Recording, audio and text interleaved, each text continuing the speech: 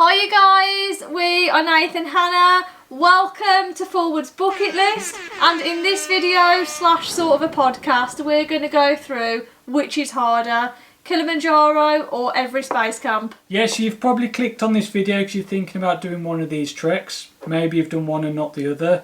Well, we are going to go through and compare them based on our experiences. We did our EBC trek first, which was in March 2023, and then we did Kilimanjaro this year, 2024, in February. We could probably just about tell you right now which one's harder, but we're going to go through topic by topic and try and figure out how we got to this decision. Yeah, hopefully it'll give you guys more of an understanding as well of like the trips and how they compare.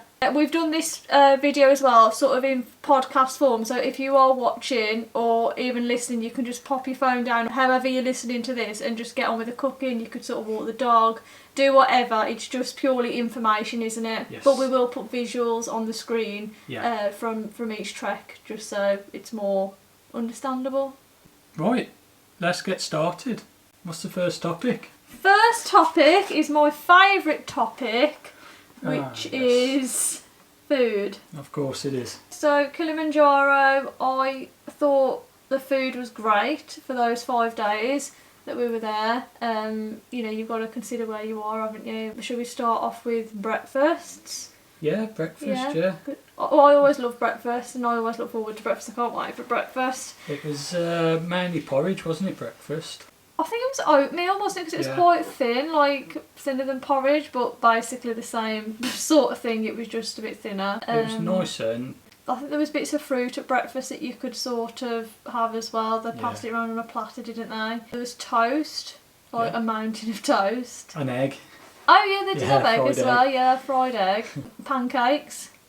Yes, as crepes, well. I can remember that. Yeah, they had those, so you could put your Nutella and they had jam as well. Yeah, they had like loads, didn't they, really?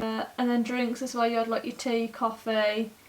Yeah. You know, you could even have herbal tea. They provided herbal tea, didn't they? Yeah, ginger tea. Yeah, so that was really good. I didn't have a problem with breakfast at all. We did learn to try and eat as much as you possibly can though, didn't we, on that first day? Yeah, I made that mistake by having a breakfast where you sort of, that would do, and then I think it was about 11 o'clock. I was absolutely starving, but we still had an hour to go till lunch. So breakfast, make sure you get as much down you as you possibly can, because you will burn it off.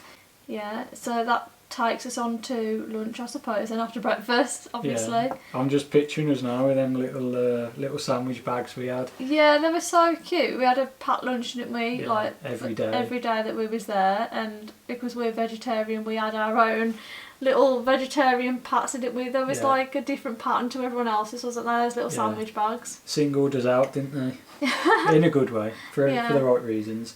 The first thing that comes to mind is the jam cobs. Yeah. A little jam cob every day, bit squashed towards the end, but that was good. And the fruit juice, the kids' cartons of fruit juice. Yeah, that was a good energy boost, wasn't it? And it's like a real treat as well, just having that sweet taste, like after you've done a morning's trek. Yeah. I was surprised at how much they put in the lunch bags as well. Like there was biscuits, there was chocolate, hard boiled egg, bits of fruit, sweet potato in one. We had a pasty thing the one day, didn't we? Oh yeah, and that was amazing. Yeah, that was really good, that vegetable pasty. While we sort of on lunch, midway through the trek, water. So you want to drink 3, 4, 5 litres maybe a day. The altitude it gets just, you need to keep really hydrated. And all the water on Kilimanjaro was sourced from like streams and water sources like that, and they put their own purifying tablets in and took 4 hours to purify. And obviously we had our life straws which filtered out 99.9% of the baddies. But no one really got ill off it, did they? No one got ill off the water, and I would say that there's not bottled water is provided on that trek at all. They won't let you take any disposable bottles on there. You can't take any disposable bottles. And to be honest, we both made the mistake, didn't we, before we went on the trek? We was like, our life straw will be enough, which holds a litre, doesn't it? Yeah. And when we was having our briefing at the hotel, the guide was like, is that all that you've got?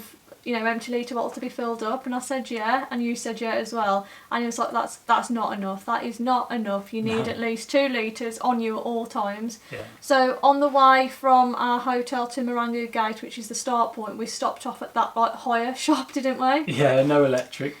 Took us into a dark cellar, didn't they? Yeah, and so we was like rooting round everything, wasn't we? Yeah. To find an extra water bottle to hire, which was fine because there was other people who had forgotten things as well. So yeah, we had 2 litres of water on us at all times, and so did everyone else in the trek. And it's amazing really because I have to source that water and make sure that everyone's got water at all times, and they was amazing at doing that. And someone has to carry it. Someone's like 25 litres. It's just crazy how they can do that and provide you with so much water. So then, as we finished our trek and we got to the camps that we were staying at that night, they give us a little bit of time to settle in, and then it would be to the canteen, because each camp has like a canteen, but it's not like a kitchen. It's just a room with some tables. You got to think where you are. We was invited into there, and we'd have almost like a popcorn party. Yeah. And they'd be like forcing it on, you've got to eat it, have some more every night, and that was pretty cool, wasn't it? That was really cool because you have a lot of downtime, don't you, at the huts, and there's not really much going on there. It's just the canteen. Obviously you've got your group and stuff, which was really good to chat and everything to them, but eating as well as it makes it even better. And there was just like a constant handout of popcorn, wasn't there? Yeah. And hot chocolate. Oh yeah. And biscuits as well. Yeah. And then after that you have your dinner. Yes, it's mainly rice, pasta-based dishes, isn't it? Yeah, we're vegetarian and they accommodated us really well, didn't they? Yeah. With vegetables in sauce, on top of rice or pasta, like you say. Yeah. Oh yeah, we had soup as well. Do you even have a starter? Yeah, you do. Yeah. How can we forget Alicia coming round every day, putting the soup on the table? Yeah, and like a mountain of bread and butter to go with Yeah. it. Yeah, so that's good that you had the soup, and it was really nice soup as well. It was potato soup, leek soup. Yeah. It was actually really tasty. Real good. Yeah. Yeah. Yeah. There's no worries about going hungry, is there? There's not, and it's all like carbs, isn't it? So you're so carbed up, it's unreal. You're having just carbs day after day. It's a good excuse to eat carbs because when can you do that? And eat so much, in day-to-day life. But because you're just working so hard, don't you, to burn it off? Yeah, you burn through it. You will need it. Yeah. And then it's like fruit, isn't it, for pudding? Fruit for pudding. I think there was cake as well at one point. Yeah, I think at the start there was cake, wasn't there? Yeah. And I think as well, just to recommend anyone who's going to do Kilimanjaro who hasn't done it before, you guys who have done it will know to pack your own snacks, because you cannot buy anything, can you, on the trail at all. There's no shops or anything. Yeah. No one stood there selling Mars bars.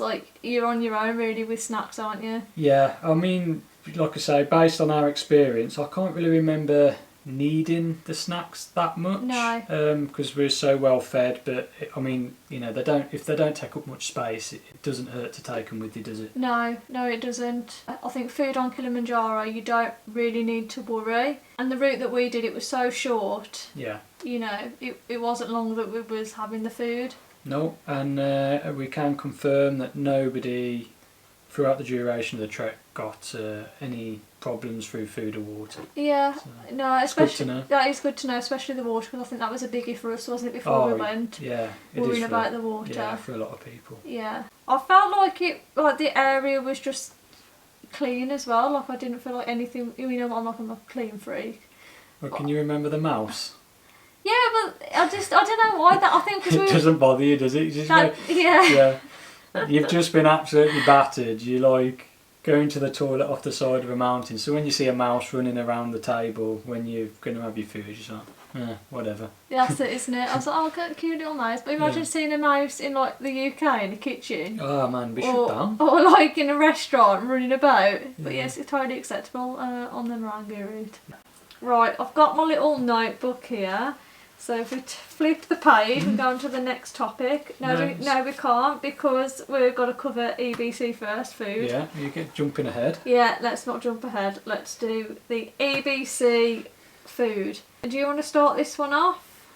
Yeah, so with EBC, you go through villages the whole way up and down. There's selections of well, they call it tea houses, are essentially cafes, restaurants. So you always stop in somewhere like that. So basically, you can choose what you want. The menus for breakfast, lunch and tea, they're pretty similar everywhere you go, but again, like I say, you've got a selection, so you don't have to have a set meal like you do on Kilimanjaro. There's also shops, so you can buy snacks, you can buy beer if you want. I didn't really see that many people drinking beer, but it's there. You can have pop. Basically, you've got all your luxuries that you have at home, haven't you? And you don't have to worry because it's there. But for breakfast, I'm remembering having a selection of stuff. I'm remembering something called a Napolese set. And as you got up the trail, it got smaller and smaller. So it's like toast, egg, their version of baked beans. I'm sure a couple of the places had a tomato. Yeah, I think it did. Yeah, I can remember there was a lot of porridge again. Yes, pancakes. Pancakes, toast, Tibetan bread.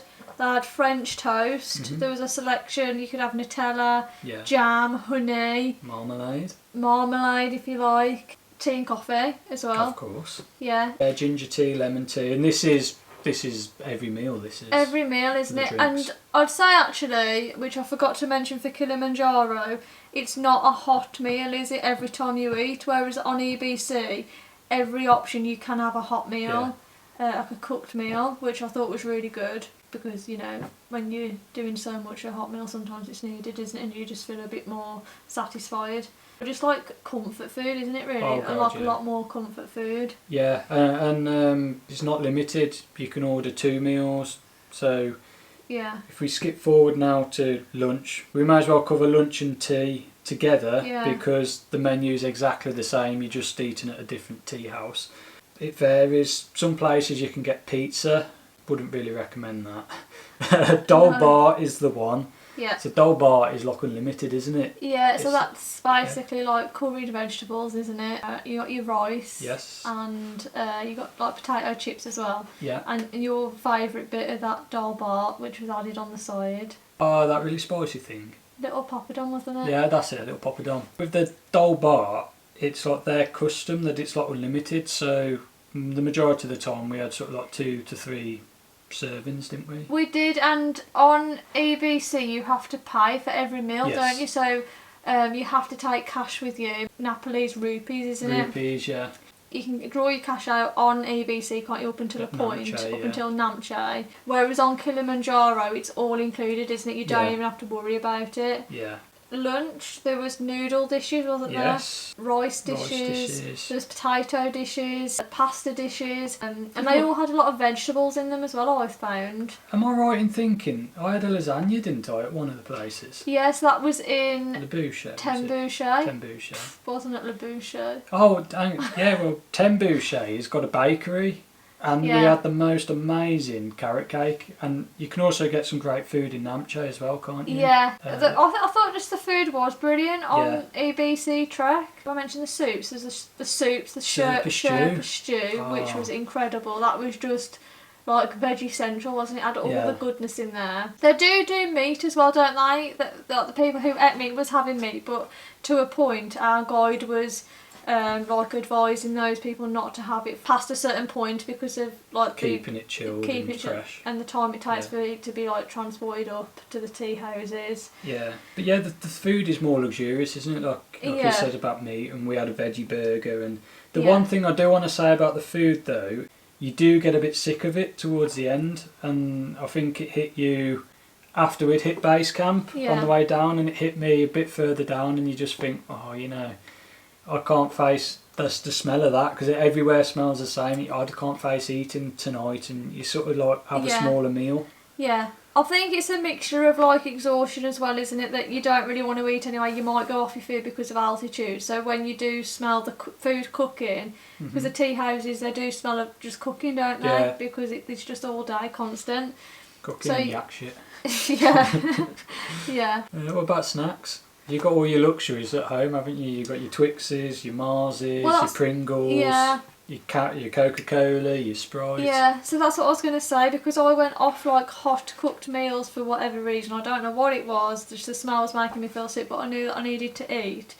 So I just had like a Snickers or, you know, a couple of chocolate bars that you could buy from the tea houses. Yeah, it was a good excuse just to, if you're a sweet tooth like me, just to eat chocolate for dinner. It wasn't that the food was bad at all, because it was beautiful, wasn't it? It was lovely. Yeah. And most of the tea houses that we stayed in were clean. The food, as you get further up, I suppose, is where it started to feel a bit like that. Yeah, it's to be expected. You know, you're not going to have the same meal at 2,000 metres of altitude as what you're going to have at 4,500 metres of altitude. No. But it's all fine. It was piping hot as well, like the soups are piping hot. So if you are a bit worried about your food being cold, I'd say if you're into soups, just order the soups, because you know that it's going to be like boil the germs out or whatever. Well, I just want to say about the bottled water, because I don't think we've covered bottled water. That you can buy that at every single tea house, and you even stop at tea houses, don't you, for lunch, for snacks, for... I feel like you're always stopping off at tea houses, which is really cool. You're always stocking up on supplies, and water again is the main thing you stock up on, and you can buy bottled water pretty much everywhere. Obviously, the further you go up, the more expensive it is, but it's not outrageous, is it? No, it's just sometimes you just have to do what you've got to do, and it's not for long, is it? Because you're only at that high altitude for so many days, and then the price comes back down after you reach base camp. Yeah, so for Everest Base Camp, there's no need to worry about water filtration, purification or anything. You can buy bottled water all the way from bottom to the top, even at Gorokshep. So, yeah, and I think even if you wanted to use your life straw, it's fine. Like you can just fill up, they've got taps there and stuff, so it's just if you personally want to do that. I personally didn't want to do that. I did it a few times, and, you know, the straw does its job and that's it. Yeah.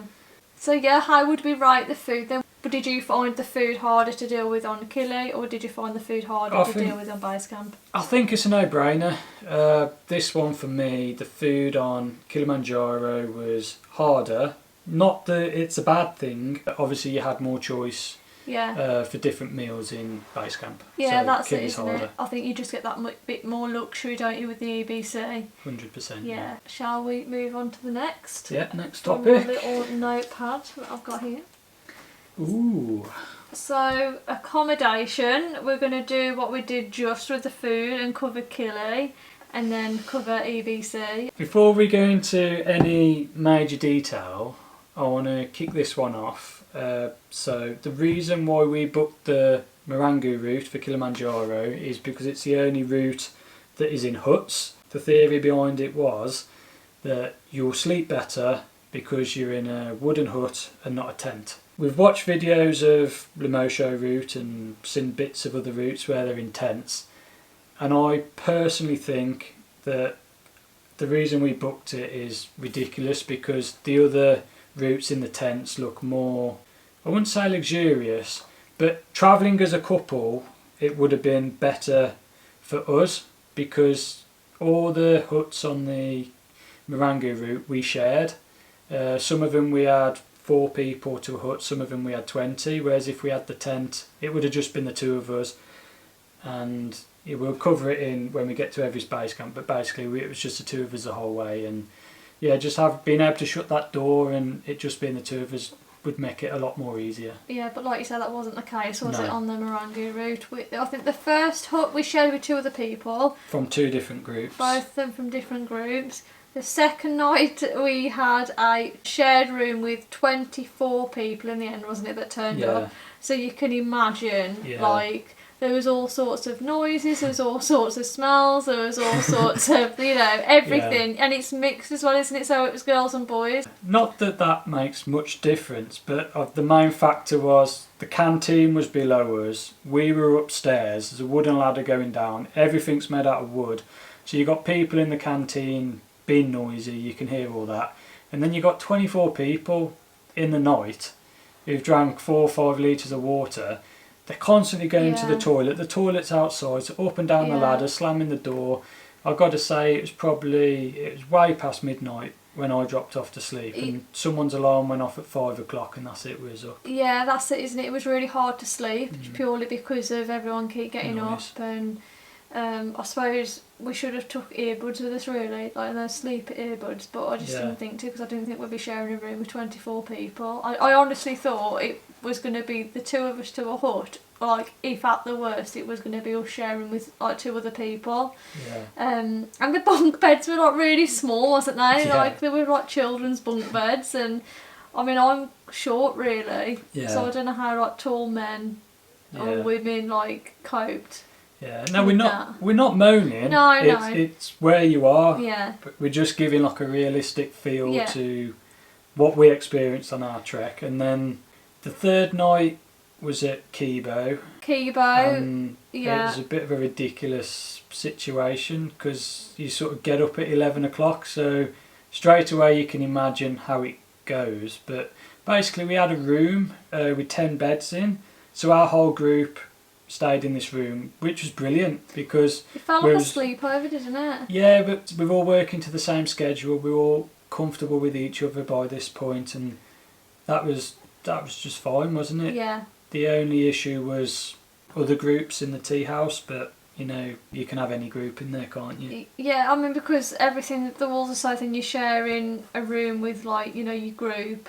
Other groups are doing the same. It can get quite loud and noisy, can't it? Yeah, but that was Summit night because we had no acclimatisation day, did we? No. So that was the 3rd night. Yeah, they're the 3 camps that there are on the Marangi route. The Mandara camp, Horombo and Kibo. So the Mandara camp is in the jungle. That is beautiful, isn't it? Yeah. It's so green, just surrounded by big trees. There's electric in the rooms there. Well, I say electric, there's a plug socket, isn't there, and a light. Yeah. There's no electric at the other 2 camps. The toilets are outside, but fairly decent, wasn't they, the toilets, from what I can remember? To be fair, there was okay. I mean, you've got to appreciate where you are, haven't you? And for where you was, there wasn't, like, absolutely horrendous, was there? No. You know. I'm sure there was running water. I think there was running water, yeah. Horombo camp.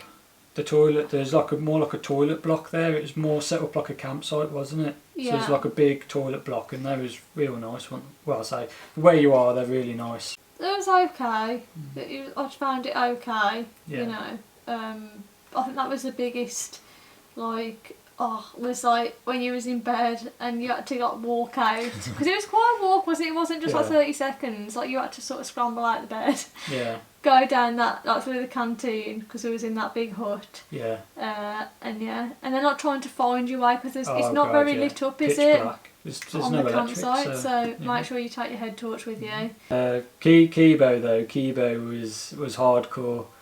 There's one set of toilets, and there's literally on the edge. It was like a deck-in on the edge of the mountain. Obviously, you got doors, you got male, female. Yeah. But yeah, it's just a long drop.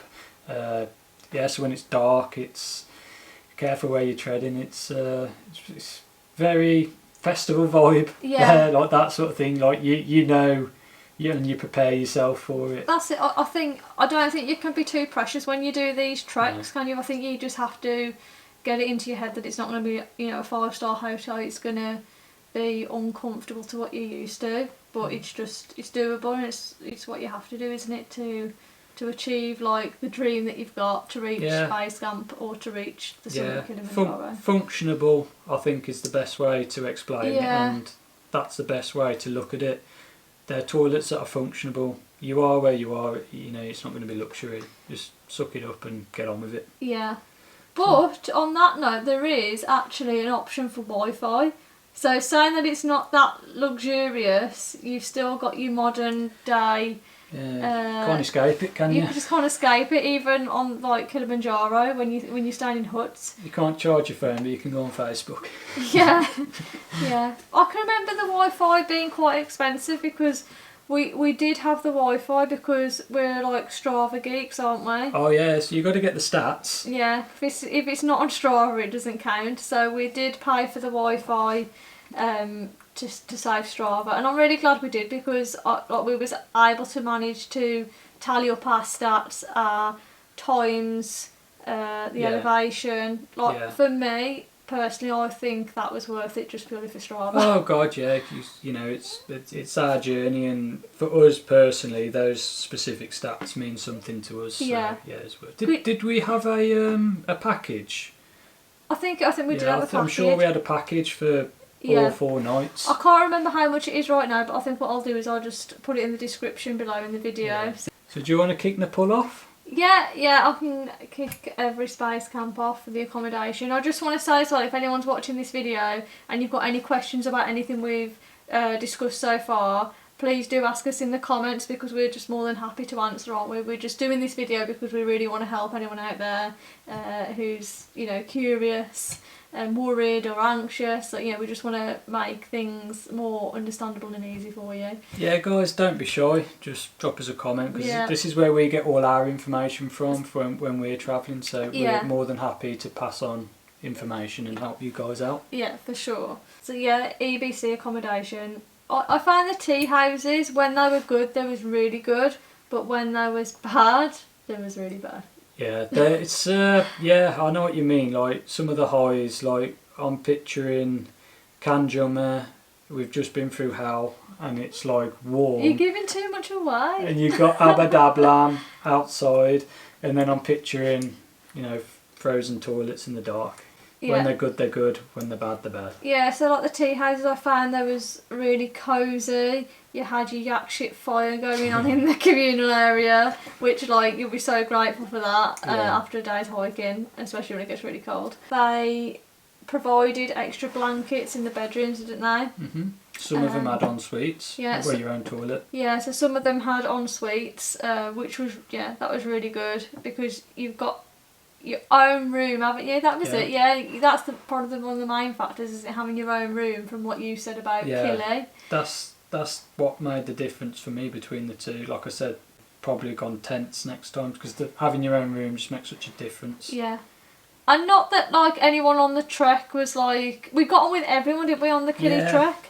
But yeah, with EBC you could just have that bit of downtime, the two of you, and when you're a couple, and we've lived on our own for how long? Yeah. But it was like 8 years, something like that. Yeah, it's as simple as unpacking your bag as well. Yeah. You've got the space to unpack your bag and not have to worry about your stuff. Yes. But not that I was worried about the stuff anyway. On but I mean, like getting in the way of other people. Oh yeah, I was going to say, I thought you meant people pinching the stuff. No. But yeah, no, I know what you mean. Yeah, you had your own space to you could just chuck your bags wherever, couldn't you? Have your stuff all sprawled over like another bed or on the floor. Yeah, I know what you mean. Yeah, I thought with EBC that they accommodated you a lot better, because it's villages and communities. You're staying in people's homes. This is where the families live. It's their community. Oh, 100%, yeah. Whereas on Kilimanjaro, it's just a stopping point, isn't it? No one actually lives on Kilimanjaro. Yeah, it's like a free for all on Kilimanjaro. Whereas you're in, you know, somebody's business, somebody's home. Like Hannah says, it's home cooked meals that they're serving you, and they want the business as well from your tour to keep coming back and booking. So they go above and beyond. And yeah. There's one particular place, and the woman, she was constantly going around, oh, is there anything else I can do for you? Anything you need? Do you want this? Do you want that? Yeah. Yeah. It's got that bit more like welcoming, homely feel to it. Yeah, I think so, like more homely, especially before you get to it being really, really cold, which is about, I think, 5 or 6 days in. I'd say the tea houses up until about 5 or 6 days in were lovely, wasn't they? Oh God, yeah. Yeah, like you had your own room. Some of them had en suites, like we've already just said, but it does make all the difference, doesn't it? And it was mainly our group. Yeah. So it wasn't like you're sharing it with 3 other groups of 10. It was like mainly our group. Yeah. Because they tend to be a lot smaller, sort of like, probably got 10 rooms, so... Yeah, and because there's so many tea houses, isn't there? Yeah, so that like groups can distribute themselves amongst all the tea houses. Yeah, so there was options for hot water bottles as well when it got really cold. Oh yeah, I forgot about which that. I thought that was really nice. I mean, you do have to pay for them, don't you? Oh yeah, you have to pay for everything. But yeah, you do have to pay for everything on EBC. But I thought that was really good that you can have that option if you are freezing to your core and you can't get warm in your room, because there's no heating in the rooms, is there? Oh no, yeah, we had, was it 7 nights in a row where we woke up and there was ice on the inside of the windows? Yeah. Basically, we went 7 nights, didn't we, in a row? 7 consecutive nights where there was ice on the inside of the window, so it does get really cold. I mean, they are basic. You can't expect much. Like I've said before, you've got to think where you are. Yeah. You've got everything you need, but what I found the best thing was just the location, like where you are. It's just one of them pinch me moments. Like I'm thinking right now of, like I said before about the other one with Abadablam, like I'm thinking of another one at Tengbouche. Our room we open the curtains and we've got the sun rising above Mount Everest. Like the very place you're trekking to the base camp, and the sun is rising over it. Plus you've got all the other 7,000-8,000 metre mountains. Yeah. It's just incredible, isn't it, the location? Oh my gosh, yeah. The location is just breathtaking, and I think it's only really when you look back and it's like, wow, yeah, I can't believe we had those views. I mean, at the time it was incredible, but like when you reflect back and it's sunk in what you've seen and stuff. Yeah. Yeah, like the tea houses in that sense are, like fab, aren't they? Yeah, so as far as what you get, I can remember the majority of the tea houses we had electric in the room. I think we did go 4 or 5 nights without, but the majority of them had it in. We have got a video in our Everest Base Camp playlist on what to expect of the tea houses, and that covers every single tea house that we stayed at in depth. So it's got like the showers, the pricing from 2023, so it gives you a better way of gauging it, because I can't remember every single fact off the top of my head. So I'd say to get a better gauge of all the route all the way up, go and check that video out for sure. There's a lot of information on there. Yeah, we did really go into detail, didn't we, with that tea house video, so hopefully that'll be of some help to you guys who, you might have watched it already, but if you haven't, please go and watch it. We hope it helps. I think for me the accommodation really started to get difficult from Le Boucher, which is night 7. Yeah. It was freezing cold, like freezing cold, wasn't it? And that's when like the altitude started to kick in with me as well, and I think you was feeling it a bit as well. And we'd just been through this snowstorm. It was like -10, and they hadn't got the fire lit when we got there. I know. And we had to ask them to put the fire on, and then I dried my hat out and my hat burnt on the fire, so it wrecked my woolly hat. The room was like sleeping in a freezer.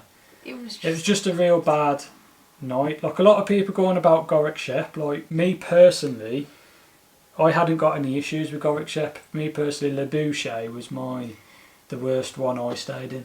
Okay, yeah. Like Le Boucher was pretty hardcore, was it? Like, because they're long days of trekking, aren't they? So when we was trekking through the cold, you're just looking forward to just a bit of warmth. Yeah, and it wasn't there. There was no warmth. There wasn't even lights, was there? No. Like, there was nothing. Yeah. But to be fair, they do try their best, don't they? Oh, yeah. I'm not complaining about anybody at all. It's just the situation that you're in. Like, they brought us tea out, didn't they? Not long after we got there, and they did put the yak shit in the fire about half an hour after we got there. But it's only because they're so limited, aren't they? Which is why they like to not use it if they can help it. Yeah, because we've seen some other videos on YouTube, haven't we? And people have had a totally different experience. I think what dampened it for us was the trekking in the -10 snowstorm. I think if we had a different experience, blue skies, would have been a different experience. Yeah, because we got to Le Boucher and we couldn't even see any views, could we? Because the couldn't cloud even was see Le Boucher. we couldn't even see Le Boucher. At one point, I was questioning if Le Boucher even existed. It's some mysterious place. Yeah. But yeah, I mean, it was the toilets that they smell. And they're frozen over. They're frozen over. You're trying your hardest not to slip on like frozen wee and water, because there's a thing called Napolese flush, isn't there, in the toilets on most of them that haven't got like an actual like flush handle or a flush button. So it's basically like a massive barrel of water, isn't it? And then like a jug. Or ice.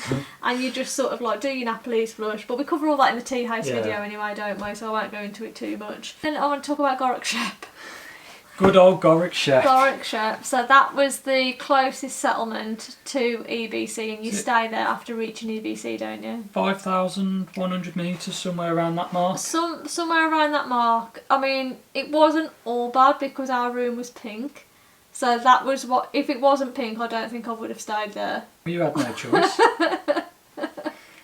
So what I found about Gorak Shep was, like Le Boucher, you've got a lot of places, well, more places to choose from.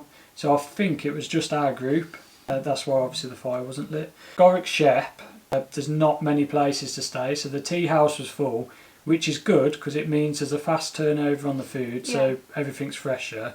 And you've got, I don't know, 100 to 120 people in there, so you got the heat off that, plus they had 2 fires. So the communal area I didn't find that bad, and that for me is what made Gorak Shep not the worst place, and because I'd expected the worst Yeah. ever. I think if you've listening to this, you've probably listened to other podcasts before or watched other videos like I had done.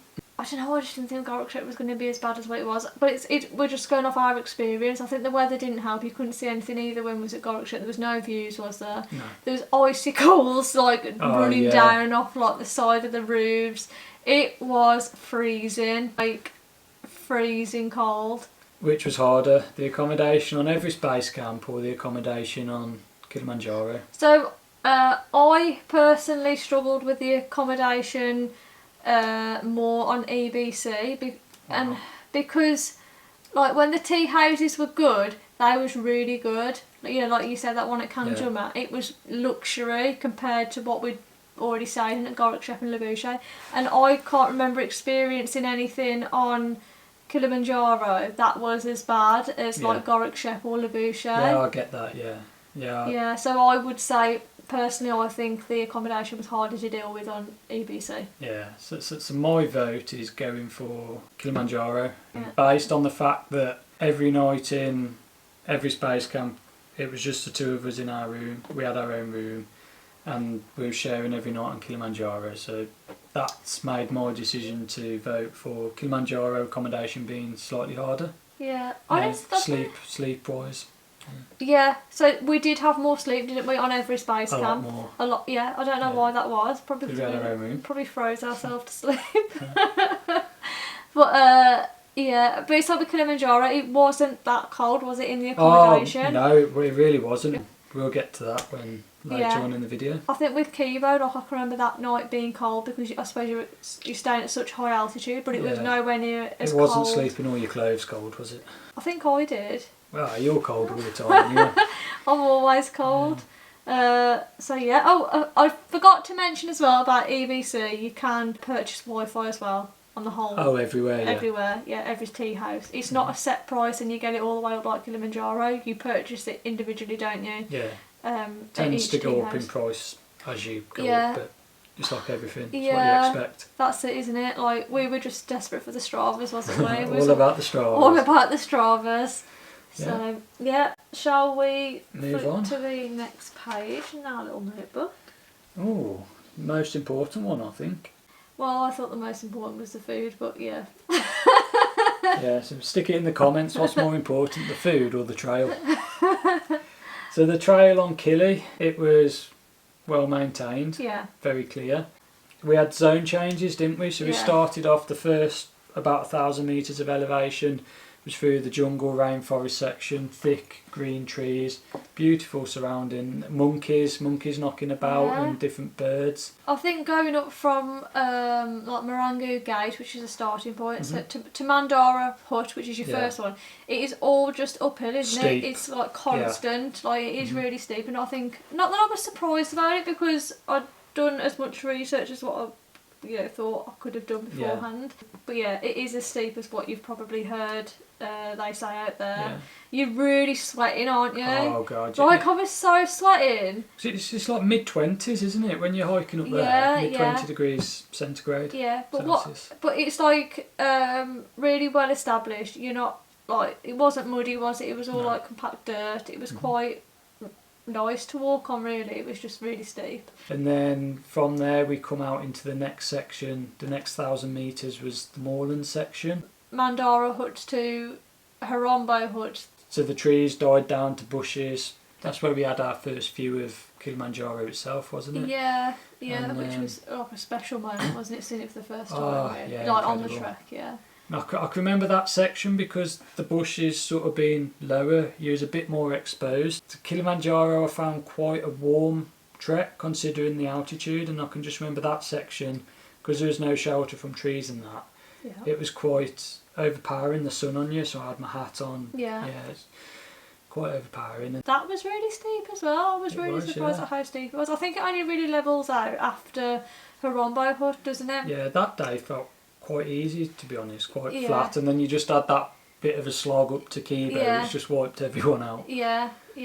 And then we stepped out of that at about 4,000 metres into what they call the Alpine Desert, and that was probably one of my highlights of the trek itself. So they call it this alpine desert. Nothing grows, and it's just, well, it's not flat because obviously you go uphill, but there's this one section you get to the brow of the hill and it's just flat, it's just rock and dust, and Kilimanjaro's over there, and I can just remember just trekking for ages and thinking, well, are we getting anywhere, because we haven't really seen anything.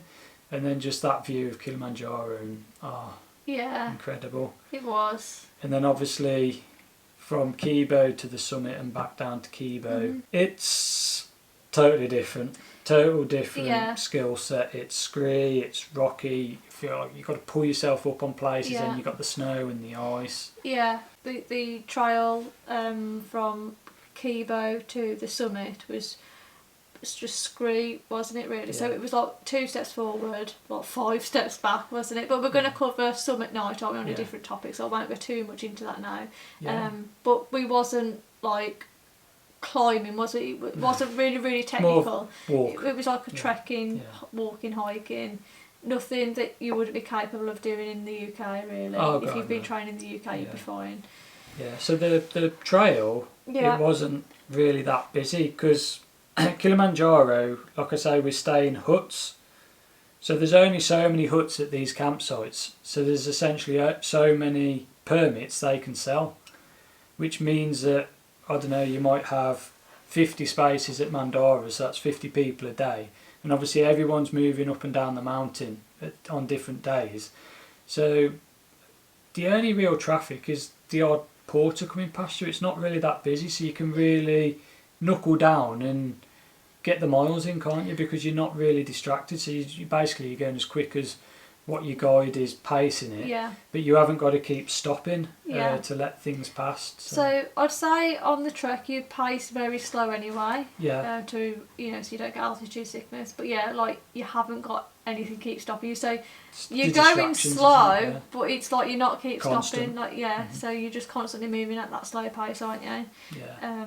So the Everest Base Camp trail. Again, well maintained. Yeah. Fantastically maintained. It was. Yeah, and there wasn't a lot of rubbish either. Like before we went, I don't know if you guys listening have heard the same. If you're going to do EBC, people said to us, didn't they? Oh, it's like littered everywhere. Like there's rubbish. But it wasn't. Was it? It was really clean. I can remember seeing bins, and I can remember there's a lot of people paid to empty the bins at various points on the trek. Yeah, I thought it was a really like clean trail. Well maintained, like you say, or like I just said, I can't remember who said it. Me. But there's something called Napolese Flat, isn't there? Napoli Flat. Yeah. Which is not flat. No, it's definitely not flat. It basically means you're going from here to here, which is basically the same altitude, but you're going up and down instead of flat. And the bridges as well, there's a lot of bridges over the valleys, and when you got the yaks on there behind you, it's swaying like that, and some of them are big drops. It's quite an experience, isn't it? It is, yeah. It's really fun, but like on the other end, like, oh, am I going to make it across the bridge, or am I going to die? There's like 30 yaks hunting you down. Yeah. But no, I thought the trail was really fun. Yeah. So while we were on about yaks, and going back to what we said about Kilimanjaro, they can only sell so many tickets. Nepal, I would say, oversell tickets. In the peak seasons, it can be busier than what it can handle, because there's no limit to the permits, so it can get very busy. Plus, you got to think you're doing the EBC route. There's other routes. People might be doing a hike to Dingbouche. Then you've got the communities. You've got supplies coming up by porter or yak or donkey or mule. So it can get very congested, and those bits where the paths are very single track, very narrow, you do have to sort of give way to oncoming traffic, and it's weird calling it traffic, but that is literally what it is over there. It's traffic. Well, they don't have cars on the bikes, so they have people and yaks and donkeys. That's their haulage companies. That everything goes up the mountain. Well, they've got helicopter, but obviously it's more economical to employ people to take it up and herd the yaks up there, and so it's very busy, and that is time consuming. Every time you stop it's another minute, 2 minutes, 5 minutes maybe, that adds on to to your day, but it's all part of the Nepalese experience, isn't it? Yeah, to be honest, I loved the trial. Yeah. Like that was part of the trial that I really loved on ABC. Was the busyness, was the the community, the yaks, the mules, everything, like the people. Oh, they're brilliant. Yeah, it was just I love that. But with the Napoli flat, I think it can be really deceiving. So you could go. I think the first day it just like descent, wasn't it, into Patding. Yeah, it was Patding. So we went from Lukla to Patding, and it was all downhill. I was like, oh, these are great. Yeah, 2,400 down to 1,800. Was it? Yeah, something like that. But you do have to come back up that, don't you? And you think like it's all uphill to get to your destination, where it wasn't. It was very up and down, and that was the, I don't want to say issue on the way back, because I didn't really struggle with it as much as what you did. But it's like you've reached base camp, and then the trial on the way back is near enough the same trial that you took, give or take, or whatever. Talking of other issues on the trail, frozen paths. Yeah, so frozen paths. I'll just get to that after I've just so when I was saying about the Napoli flat coming back, and you really struggle with that, because you have to go all the way down, and you think, oh, I'm closer to Lukla or whatever, nearly finished.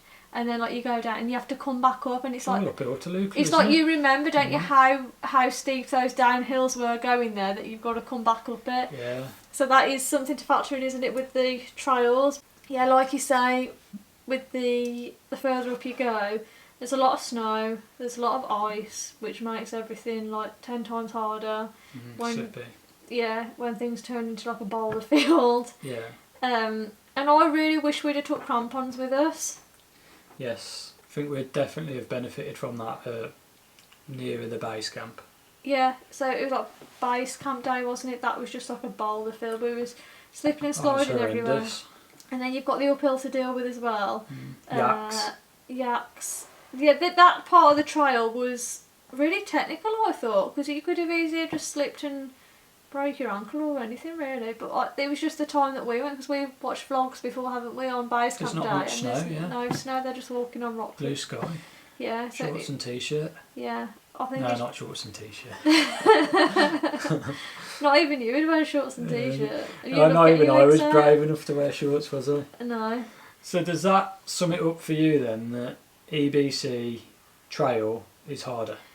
Yeah, for sure. I think for me the trial is harder. How about you on EBC rather than Kili? 100%. Yeah. 100%. It's a lot harder. Yeah. As a whole trail. Yeah. And in addition to the EBC trek as well, we did the option to do Kilimanjaro, didn't we? Which was just like brutal. Yeah. I really, really wish we'd had crampons for that. It would have just made life so much easier, because it was just snow, wasn't it? It was just. It was like compacted snow, wasn't it? It was just like ice. Yeah. Yeah. Experience, so. It was like. So we've done it. Yeah, I don't want to sugarcoat anything. Like I think with this like video / podcast, whatever, we just want to put it out there and not sugarcoat it. It's like realistic, isn't it? I mean, it realistic. Was amazing, the trial. I loved. There was more highs and lows with both. Yeah. Everything's functionable. If you take your time, the paths are fine, and that's the key. Just remember it's functionable. Remember where you are. Enjoy the experience, and take your time, and that's it. You'll get there. Yeah, like take your time, enjoy it, because that's what it's all about, isn't it? That's what you've signed up for, and to have that lifelong achievement to keep talking about. Yeah, like, you just remember you're paying to go to a frozen toilet. That's it, isn't it? Like a lot of money to go to a frozen toilet. Yeah, I think sometimes we did question that, didn't we? Like this is a holiday. Yeah. Right then. Type 2 fun at its best. That's quite handy, the weather. Okay, yeah. Kilimanjaro, I can remember to be on whole warmer than base camp. So Tanzania, the Kilimanjaro National Park, it's only a few hundred miles from the equator. And I can remember, the first day it was baking. It's probably getting 27, 28 degrees Celsius, but it wasn't necessarily hard, and it was sort of forcing you to drink the water. And then sort of I can remember the next day, as I said, when we went into the moorland section, it's still quite warm when the sun's out, and it did drop cold at night, but it wasn't freezing, was it? Until the summit night.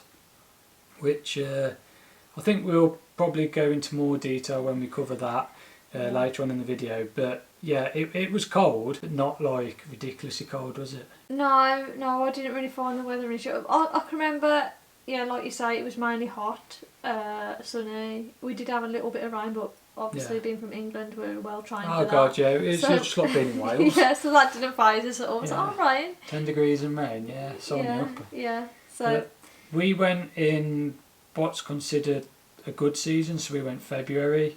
Like I say, all this is based on our experience. I mean, they do have 2 rainy seasons every year, and we actually bumped into somebody on Gribcock in Snowdon, didn't we? Who did it? Was it in the January this year? Yeah. And he said it rained every day, and his stuff was like soaking wet, and they ended up going all the way back down from Kibo back to the hotel to get back a day early because everything was just soaking wet. So everyone's experience is different, but for both treks we went in the season. Yeah. So that's what we're basing it on. So we've got a pretty fair comparison. Yeah, I think it's just sometimes just look at the draw, isn't it? Like, yeah, but the weather I didn't really find an issue. Definitely a lot colder in the pool when you compare like the different altitudes. Yeah, definitely. I mean, I've just never been so cold as when I was in the pool. Like, when we did Kilimanjaro, which is the day after -20 base camp day. Yeah, minus. I mean, you can't even believe it, can you? So I had my life story in my rucksack, and the whole thing froze up. Yeah. They must have got some moisture in the rucksack, and it froze all like the camera and everything up in, it and did. the whole outside of my bag was frozen up. Yeah. So it is. Your hands as well were freezing. Yeah. And I can remember that's why we didn't film much of Kilimanjaro, because it was so cold that the camera just wouldn't turn on. Would it just kept shutting itself off? Yeah. But yeah, as a whole, it was cold and a lot colder, and it was really cold on the nights. And then just like turning the tap on to brush your teeth, you can't do that, can you, because the pipes are frozen? No. We didn't get any rain though, because it was too cold to rain. Yeah, that's true actually. We were really lucky we didn't get any rain. A lot of mountain cloud though come in, especially on base camp day. Yeah, but you can't help that, can you? We had a lot of nice weather as well, where the views were just like breathtaking. Yeah, so it's kind of like clear in the morning, and then after lunchtime the cloud comes in, so the views you get and how deep blue the sky is in the morning. Yeah. And it gets quite clear on the night, doesn't it? I can remember quite a few nights where we saw the stars. Oh yeah, definitely. And that's another thing with Kilimanjaro, like, even though it's dark, the stars were just... Yeah. But there's no interruption, is there? No. So, weather, harder, Kili or base camp? 100% harder to deal with on EBC than Kili. Yeah, I agree with that. Mm-hmm. Your little notebook. The duration. Do you want to kick it off? We did the Kilimanjaro 5-day Marangu route, didn't we? Yes. So there was no acclimatisation days, but we're going to discuss acclimatisation in another topic, because we like to cover all topics. So I think because we had the 5-day Marangu route, it was so short, everyone was just so focused on summit night. Yeah, it was just so focused, get to the top. And the best thing about that was we summited, and then the next day we would be staying in the hotel back in Moshi. Yeah. But then it's also got the downside, like we spoke about earlier, the lack of sleep, because it's so fast. Yeah, but I think because it was such a short route, you can cope with the lack of sleep just about. Yeah, it's 5 days. Because you start it and you think, right, in 3 days we're going to be on the summit, and then you summit, and then you're thinking, just want to get down or whatever. It's so tough. But then what gets you through is you're going to be down in like 2 days or a day and a half. I'm having a cold beer next to the swimming pool tomorrow. Yeah, so I think that's what gets you through the 5 days, unless you're ill or unless you've got acclimatisation issues that you can't carry on any further. But the duration, that was fine. The overall distance in miles for Kilimanjaro was 45.37, and that works out to be 73 kilometres. The elevation gain of that trail was 12,952 feet, which in metres is 3,947 metres. I'll just say metres twice. Have you been on Google on converters? No, that was off the Strava stats, mate. Yeah, so that's why you pay for your Wi-Fi. Yeah, that's why you pay for your Wi-Fi, Strava stats. Yeah. So EBC, 13 days. Now this is a personal opinion of mine.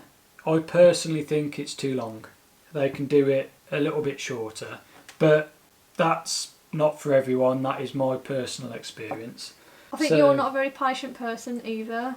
Yeah, well, this is what it is. You know, it's a big bucket list dream, and it is absolutely amazing being there. But you know, when you watch the videos at home on your settee, it's a lot different to being there. Yeah. 13 days, bearing in mind you've already travelled pre-trip, is a long time. When you've got 7 days of waking up with frozen windows, you're not showering, you're hiking every single day, and it's not tarmac, it's rough tracks. It does take its toll on you. But the hardest part for me was we hit base camp, and we've got 4 nights until our 5th night back in our hotel, so that's 5 days of trekking back down, and it's not down. I think we come out, I can't remember what day it was now, but we come out of Tengboche, we went all the way down for ages. We had to go up for like an hour and a half, 2 hours, and it's on the way down. Yeah. So that's the bit that was the hardest bit for me. But again, you know, the trail's fine, you group, you're having a laugh. Yeah. And just being where you are is fantastic. And to spend 13 days in the mountains is incredible. But yeah, that's the difference. It's a long time, and it can get to feel like that at times. Yeah. Because you're stripped away from everything that we're privileged to be used to. Yeah, that's true. Like, I think mentally, because you get to do base camp on day 8, and that is the whole reason why you're doing that trek. Every base camp is to go and reach that point. That's your 8th day. So if you're feeling really rubbish on day 3, and you've still got, you know, so many days left, you're going to be thinking, I'm not going to be able to do this because I'm on day 3 and I feel this rotten. I'm not going to be able to carry on and push through to that day 8 to reach base camp. Yeah, so that's like a focus. So it's like they sell you the trip, it's on your bucket list. The majority of the reason why you're doing it is to go and see Everest Base Camp. So it's like, oh, we've got there, we've done that, but you've still got to come all the way back. Yeah. So you got to look at these trips as it's the whole overall experience rather than the destination. So the overall stats for Everest Base Camp is 81.48 miles, 131 kilometres, 22,258 feet, which converts to 6,784 metres of elevation gain. Yeah, so it's a lot, isn't it, really, compared to Kili? And that's why it's a lot longer. Yeah, that's why it's a lot longer. And I think because it's a lot longer, there's higher chances of people being ill as well. Oh yeah, definitely. Or like having effects at altitude, or just for example, in our trek experiences, a little note here as well. So I don't Somebody forget. come prepared. Yeah. So on our Kili trek, there was one person that dropped out. Like out of 10, like 1, it's not bad at all, is it? 90%. 90%. So that was the success rate of Kilimanjaro. EBC, before we even got to base camp, there was 3 people who unfortunately had to drop out, and that was at 14 people. I mean, luckily the one girl, she managed to stay back, didn't she, and join onto another G Adventures group. So she did make it, but with our group, it was just unfortunate. And then after base camp, there was another 2 people, wasn't there, that dropped out of making the whole circuit. One got helicoptered to another point of the trek, so he missed out on a couple of days of walking, didn't he? And then the other girl, she got helicoptered back to Kathmandu. So out of 14, there was 9 that made the complete circuit. Yeah. This is what we done earlier. That is a 65% success rate. Yeah. So, but I think that like There you go. the chances are just higher, aren't they, of Yeah. people dropping out on a longer trek, I suppose. Yeah, it's a I lot don't know, we easier can only to- go off our experience, can't we? It's a lot easier to drop out, isn't it, when you think, you know, you've got X amount of days, whereas Kilimanjaro, you know, you're up and down in less than a week. I mean, the one guy's a teacher, he literally did it in his half-term holiday, so he had a week off work, flew there from the UK, did it, and flew back to work. That's the difference. Yeah. I mean, we had 3 weeks off work, didn't we, to do base camp? Yeah, that's the thing. So it's a lot. Yeah. So yeah, you have to incorporate that into your planning, don't you? Like your time off work as well. If time's no issue, then that's it. Yeah. Go for it. Yeah. So what are we on to next? Oh, the exciting the big one. Summit night versus EBC day. So do you want to kick off Summit night? Yeah, so it's Summit night, even though we never slept. 11 o'clock they woke us up. We had some snacks. 12 o'clock we started our trek. To be honest, it didn't feel that cold to start with. We had hand warmers on there. Well, that's probably why. Yeah, we did have hand warmers, and I can remember putting the hand warmers in our shoes as well, so we had basically feet warmers. Yeah, so the first bit I can't remember being too hard. Our guides, G-Adventure guides, they're absolutely fantastic. You know, they know everyone's tired, they know it's hard and this is what everyone's come for, so they're singing Hakuna Matata and the Kilimanjaro song, which is Jumbo Bwana. To keep us awake. I'd say after about an hour it got steep, didn't it? I did have a little moment actually. I don't know why, but I took my glove off probably to film, I don't know, and I'd got the poles and for some reason my hand went really cold and I couldn't get it warmed up, so when we had a break my hands were down my pants trying to warm up, and the guide took my bag, and they're fantastic. They looked after me, and there's other people having issues and they looked after everyone. With the porters and the staff, they said it was worked out so every person had their own guide or porter to support them or carry a bag or whatever, and it's fantastic. Without them it would have been a totally different experience. We might not even have made it to the summit. No, because I thought that was a bit extreme. I thought 1-to-1 for like a summit night. Yeah, what are they going to put us through? But you start at midnight like Nath says. I can remember just feeling like, how am I going to do this? We've had an hour and a half sleep. We haven't had much sleep prior. Yeah. How am I going to push through something that's potentially going to be the hardest thing I've ever done? Yeah. You know, you just have to get your head torches on, don't you? You're all layered up. The stars are incredible. You can't believe like the stars. It just feels like you can touch them. Yeah. Everyone's sort of like, I wouldn't say on a high because everyone's still like wanting to sleep, but it's like that this is the big moment. This is what you've come here for. You can literally feel like I could just literally lie down there and go to sleep. You get hypothermia, but you could literally lie down there and get to sleep. But I know you said you didn't find it so steep until an hour in, but I did. I thought it was steep all the way up. I can just remember getting to a certain point, I think it was about 2-3 hours in, where it's screwy. Your feet are just not moving forward because you just like 2 steps forward, 1 step back. It is, it really is like that, and like no one talks because no one's got the energy, everyone's tired. You just single file, like you're following each other. Like your nose is that close to somebody else's arse, like in short words. It's not, as long as you're not behind Andy. Yeah. No, I think he was behind me. Yeah. Which was fine. Yeah. And then you get like 4 hours in, still dark, pitch black.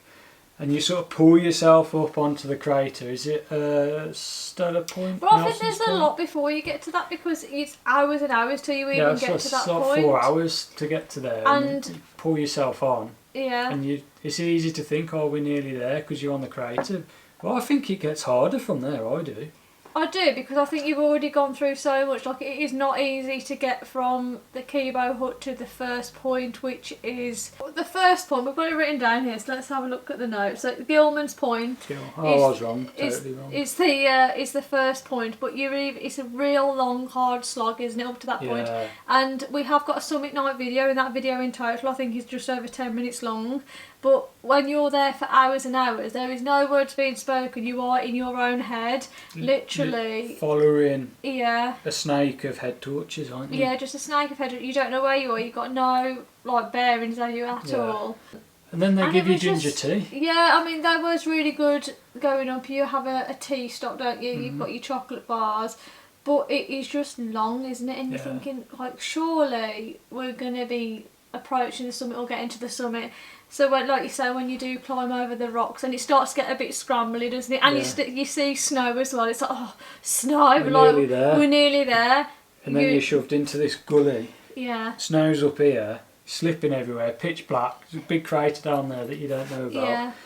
And then it gets real then, doesn't it? Yeah. So when you get to Gilman's Point, you are not nearly at the summit. No. By far, you're not nearly at the summit. Halfway, maybe.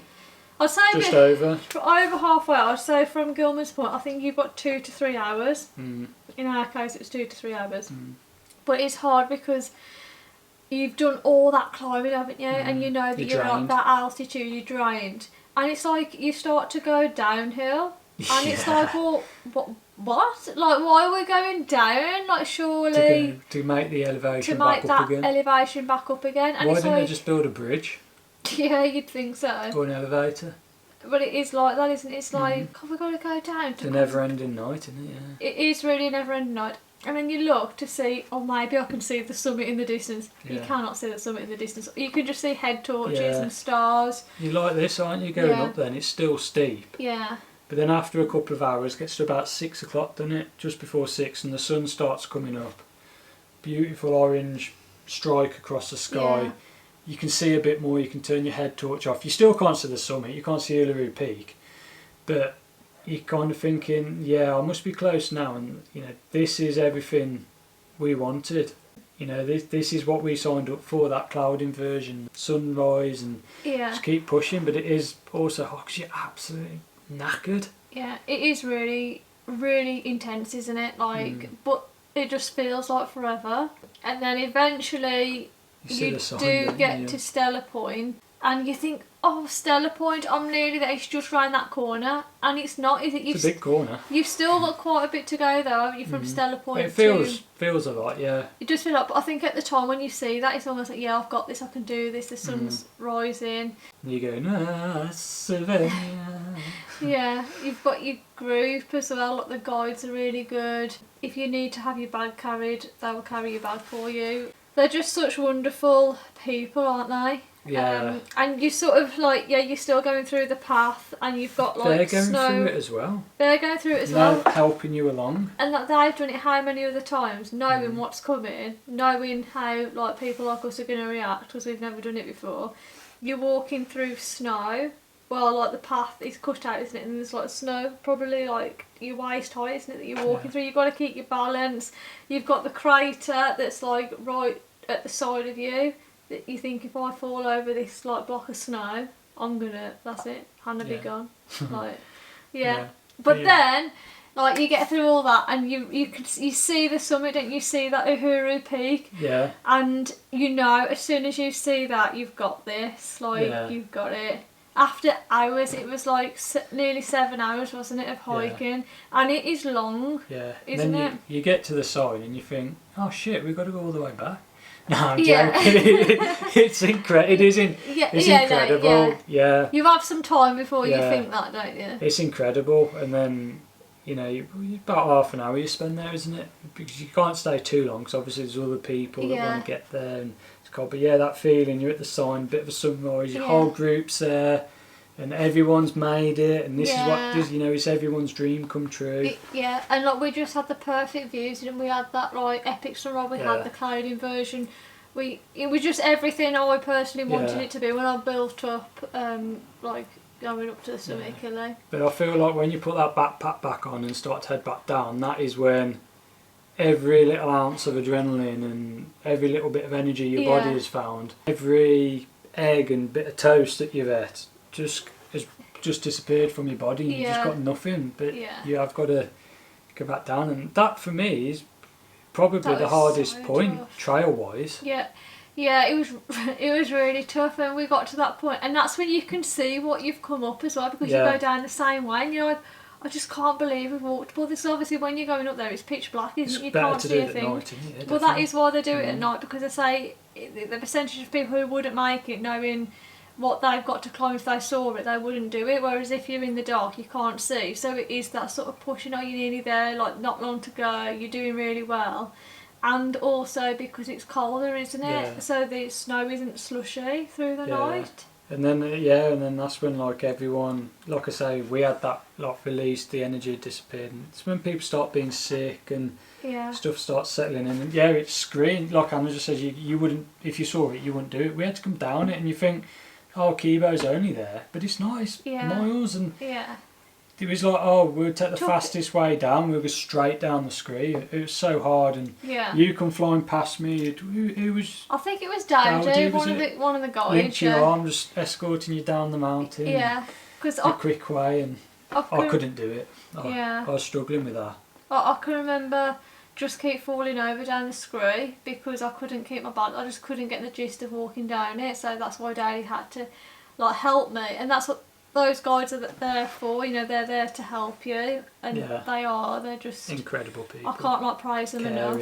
Yeah, and I felt sick at one point on the way down. I thought I was going to be sick, and to be honest, we didn't film the descent, did we? It was almost impossible. It was. You know, you feel so exhausted. You're cold. Yeah. There's the scree. You've got your bags. You've got your poles. It was just I just felt like it was impossible to film. Like the last thing you wanted to do was film, wasn't it? Because you just had so much to think about. Well, so after we come down all the scree, just before we get to Kibo, the camp, they was all there welcoming us with they got like a bottle of Coke and they're pouring us all like a glass of Coke, and that was so cute. Yeah, it's just like, you know, they've got your back. It's amazing. I think because the Moronga route, you probably know this already, anyone listening or watching, then it is known as the Coca-Cola route, so that's why it felt extra special. Joke, isn't there? We didn't film that either. I think because we was just exhausted. Everyone was so exhausted. A group of broken humans. Yeah. With the coming down, I know there's from the summit, but you've still got the rest of the way to go down, and it is literally all downhill, and I can remember my toes just feeling absolutely battered from like, you know, coming down from summit night. And kicking all the just rocks. Kicking the rocks, kicking like that bit of your shoe, your knees as well, your hips. If you've done Kili already, you'll probably know that, you know. Yeah, just that feeling. Yeah, so is it more difficult than the EBC day though? Shall we go through the EBC day? We probably made that sound like absolute hell on earth. But it's totally worth it, isn't it? So, EBC day, from what I can remember, woke up at the Boucher 4:30, left about 6 AM, was it? It was 6 AM that we left Le Boucher, on Base Camp Day. Walk to Gorak Shep, which is about 4 hours, something like that. It's a long way, yeah. There's snow on the ground, rocky, quite steep paths, It was brutal to get to Gorak Shep. Gorak Shep, it was like, does this place exist? Like, when are we ever going to get there? Yeah, so we got to Gorak Shep, we dropped our bags. I think we had a quick bite to eat. Early lunch, there. And then we left to go to Everest Base Camp, and that again was another 3.5 hours. And you've got to factor in as well, you've got all the yaks, the traffic, and I can remember the path being quite technical in the sense that it was slippy, plus you've got the traffic, you've got a lot going on around you. But that was another long day, and again it was quite cold. It was about -8, was it? Something like that. It was cold, but I found like we soon warmed up when we was like hiking. But yeah, like you say, with the ice and the snow, it was lethal. Yeah, That's what I can remember from it. So yeah, like Base Camp Day, I think it felt like a slog. Yeah. It did feel like a really long slog. Not as intense as Summit Night. No. It wasn't that intense, that toughness, but it was just a long slog and tiring. Oh yeah, I haven't mentioned, we mentioned all the bad stuff, but I'd not mentioned how absolutely stunning the views were that day when the cloud lifted. I can just remember, I can't remember exactly where it was, but I can remember it was on top of this hill. Everything was white over, and you got like a valley. Well, it's like a bit of open land, and you just towered over by these enormous mountains, and they do make you feel absolutely tiny because they're just gigantic, aren't they? And you can see the base camp in the distance, the Kungu ice field, and the path that you got to go down. I mean the Kungu icefall, just to see that was just incredible, and like it just felt like a dreamland. I felt very, I don't know if it's the altitude or what, but I felt like very dreamy, but in a nightmarish kind of way. It was just mental. So you covered the path, so skip forward to the moment that you're walking up towards the rock with Everest Base Camp written on it, the sign. So how did you feel? How did I feel? I don't really want to say, like, because it's negative, and I just love the Everest Base Camp trek so much, but reaching that rock, you just feel like your expectations are so high that you're going to get this sort of like euphoric feeling, and we did get that. Well, I got that when we reached the summit of Kili. But with base camp, because the cloud was in, it was so busy. Yeah. The weather was just like pants, wasn't it? Yeah. I don't know how I felt really. Yeah. I felt like, oh yeah. I don't know if it's because you see the Rock like so much, like it's just an iconic figure, picture, however you want to say it. Yeah, it's like the video we've got from our base camp day. We've kept it quite raw. And it is quite funny really, because it does show the real side of it. Like at the end of the day, it's a rock, and somebody has spray painted Everest Base Camp on it. That is literally all it is.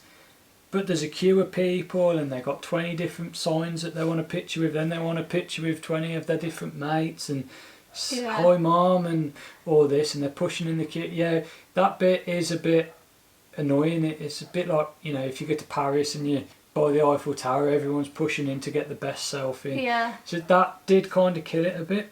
But what it made me realise is, yeah, we've been to Everest Base Camp, but we've done the Everest Base Camp trek. The trek is what you go for. From my experience, I can remember the Everest Base Camp trek as a whole is absolutely fantastic.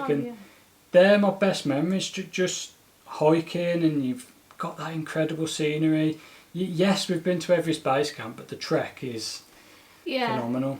That's more than actually reaching the Rock, isn't it? Like the base camp. Yeah, and I think after that experience we felt less pressure for Kili, because it was like, oh, if we don't make the summit, we'll have still seen Kilimanjaro and experienced hike there. Yeah, some of it, you know. So if we get ill and we don't make it, that's just...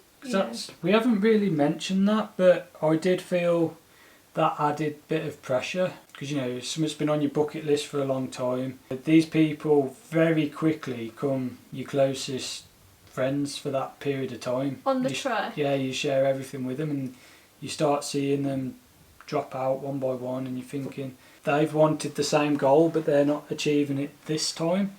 You know, we could be next, and you've got that added pressure of, you know, I don't want to be ill, because, you know, you work hard to go and do that, and that could be your only one chance. But, you know, just being able to go there and spend the time and experience some of the trek is the main thing. The Rock, just a destination that they're selling it to you as. The overall experience, staying in the tea houses and trekking and meeting some great people, and the views and experiencing the culture is what I've took from that trip. For sure. So, to sum it up, summit night versus Everest Base Camp day, for me, the summit night was far harder. Though that single 24 hours that day was far harder than Base Camp day. Yeah, I think so as well. Like, it's just so intense, and nothing on Base Camp day felt as hard as what it did on summit night. Like, no, not at all. Summit night was just... I can't even explain how hard that was. Well, we'll never forget, will we? We'll never forget. Like, until you do it, it's hard to imagine. But it was just so rewarding, like summit night. As hard as it was. You've got that contrast, haven't you? It's so hard, but when you turn around and that sun's coming up and the signs are, it's incredible. It really is. Yeah. So altitude. Oh, it's a good one. You haven't covered altitude. So, do you want to start? So, Kilimanjaro, altitude, personally I didn't really have any issues apart from when we was coming back down from the summit, but I don't know whether that was altitude or exhaustion really. I had 0 altitude problems on Kili, but... We've got to factor in. We took Diamox when we was at Moshi, so we was taking Diamox the whole way, which we didn't do for base camp. We took it midway, so that more than likely helped us not experience any altitude problems there. I think so. Another factor, we'd done the Everest Base Camp trek first, so we've already done high altitude trekking. We've already experienced 3,000, 4,000, 5,000 metres of altitude. I mean, you can get altitude sickness whoever you are, but you're more prepared. Take a steadier pace, drink plenty of water. We knew more what to expect. Yeah, I feel like that as well. Like when we went into Kili, we was more prepared. And I felt like I'd really upped my cardio before Kili because I was so worried. Yeah, you were a lot fitter, wasn't you? About not making it to the summit because of altitude, so I wanted my fitness to be as good as it possibly could be. So I was doing a lot of spin classes, which help because it's like high intense cardio, which gets like you. Oh no, you guys know this already. Yeah. And because obviously we're doing no altitude days for Kili, we'd seen some videos and everyone was having a acclimatisation day. So we thought, oh, you know, what have we done? So we popped into London to the altitude centre and we did a session and they run some stats on us, got us to about just underneath the altitude of the summit for Kilimanjaro. Yeah. That says we was performing fine, so that put our minds at rest. Yeah, put our minds at rest. So it was a bit more, you know, we got this going into it as well. Yeah, the altitude centre I'd recommend going if you are anxious because it just puts your mind at rest and you know, you don't want it to be stressful, do you? You want it to be as like easy as possible. It's a holiday, it's supposed to be leisure, it's not supposed to be leisure activity, stressful. A very strenuous hazardous leisure activity, but you know, it's you know, once in a lifetime for a lot of people. Yeah, you know, you want to make the most of it and your health is more important than a selfie, so... Yeah. So, EBC on the other hand... EBC... The altitude was a lot... I feel like the air in general was different there, but maybe that is because, like I said, we've already done the 5,000 metres. Maybe. You know, we knew what to expect. I do think the Diamox had a big part to play with it. Like, I can remember before EBC, we was really... naive to altitude and was like, oh yeah, it's not going to affect us because we're really fit and healthy, but then it was day 3 where I started to feel the effects of the altitude when we hit Namche Bazaar, which is 3,400 metres I think, and I just started to feel really sick, headache. It was the highest we'd ever been there. And it was the highest we'd ever been and I was like, oh my gosh, we're like 3 days in, if I feel like this for another how many days I won't be able to carry on. So you picked me up some altitude tablets, Diamox from the Namche Bazaar. You know, we're not doctors or anything, this is just our own personal view. That's why we took Diamox for Kili, because it did, I think it did make a difference. Yeah. The majority of people were on it after Namche Bazaar as well, wasn't it? It's quite funny, it's something to talk about. Oh, well, I've got the tingling fingers, oh, I've got the tingling lips. Yeah. So, yeah, based on that, Everest Base Camp for me, the altitude was a lot harder than Kilimanjaro. Yeah, and we did Kilimanjaro as well, which took us to 5,500 metres. Yeah, that destroyed us. So I struggled with the altitude then. I can remember just being like, just couldn't breathe. And plus the air was -20. -20, yeah, that doesn't help. So that doesn't help either. But yeah, altitude, I personally struggled more with EBC than Kilimanjaro, and I know that you just said you're the same. So. Oh, blank page, that means we've covered all topics, so let's look at our overall stats then. So yeah, for Kilimanjaro, our overall stats, we've got 2.5 on the tally of all the topics, that's what it equals to. I've put half because there was one where you said the accommodation was harder for Kili, I said it was harder for EBC, so I've just split that into halves. But then EBC, we've got a tally of 4.5, so it's 4.5 versus 2.5. EBC is harder. EBC is harder, but would you agree with that from the stats? Based on our discussion, yeah, 100% EBC is harder. I'm glad we did it the way we did it, because I think if we did Kilimanjaro first, the Marangu route, I'd be a bit sceptical about then booking Everest Base Camp purely on the accommodation thing, because I'd think, God, you know, if we're having this much lack of sleep and we're sharing, how are we going to do this for 13 nights? Yeah, I know, yeah. So I'm glad we did it that way. What would I recommend to people if you was to only do one? Now, they all have advantages and disadvantages, and I'd say, hands down, the main advantage for doing Kilimanjaro is the lack of time off you'd need for work. You can just book a week off work or 5 days, whatever. Yeah, so I'd say if you was only to book one, I'd go for Everest Base Camp, 100%. Even if you don't make it to Base Camp, even if you just go to Nepal and trek to Namche or Dingboche, just experience the Nepalese culture, just see the craziness, you know, you're walking on the bridges and you've got yaks behind you, the porters, everything goes up via yak and porter.